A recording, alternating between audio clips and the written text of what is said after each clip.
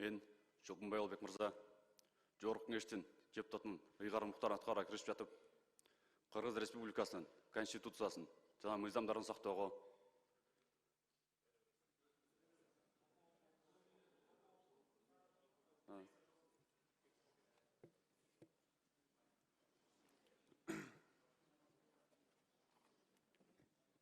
Мен Шолкунбай Албек мырза,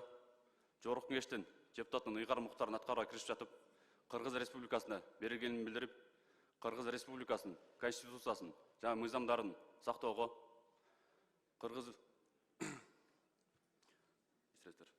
Мен Шолкунбай Албек мырза, Кыргыз Республикасынын Жогорку Кеңешинин депутатын ыйгарым муктарын аткарууга киришип жатып, Кыргыз Республикасынын берилгенин билдирип, Кыргыз Республикасынын Конституциясын жана мыйзамдарын сактоого,